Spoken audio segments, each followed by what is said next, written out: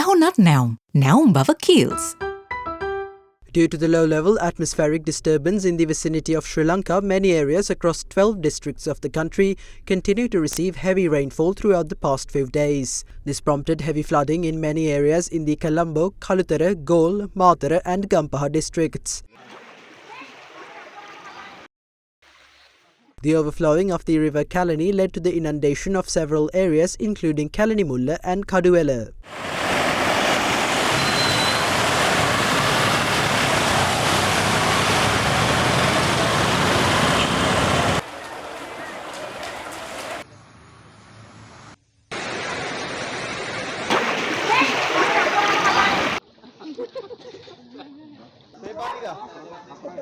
The Colombo-Kurunegala main road remained submerged from the Jayala-Kotugoda junction as the Attanagaloya reached spillover levels.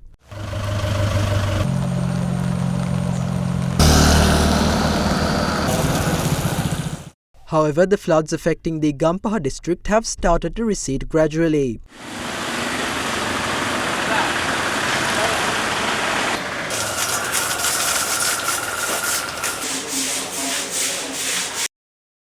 Meanwhile, in view of the prevailing incessant rains and heavy flooding, the Ministry of Education announced that all government schools in the Gampaha, Kalaniya, Kolonava and Kaduwela educational zones will remain closed tomorrow. The Education Ministry further instructed the Provincial Chief Secretaries, Provincial Education Secretaries and Directors of Education to discuss whether to open schools in areas affected by the prevailing adverse weather and take steps accordingly.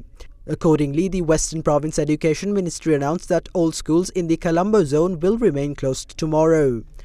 In addition, traffic in several areas in the Kalutara district was disrupted due to the overflowing of the rivers Kalu and Kuda.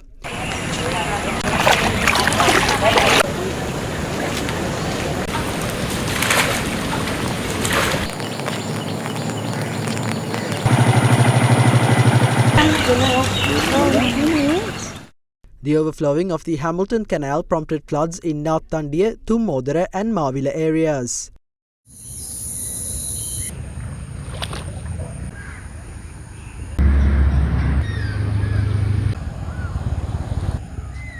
In response to the adverse weather prevailing on the island, the Sri Lanka Army deployed additional troops to assist with flood relief efforts in areas affected by rising water levels. As of today, a total of 6,500 troops have been deployed across several flood-affected areas.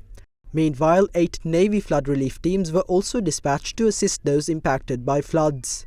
However, the Department of Irrigation says that the risk of possible floods in the low-lying areas along the Attanagaloya and the river basins of rivers Kalani, Kalu and Ging is gradually decreasing.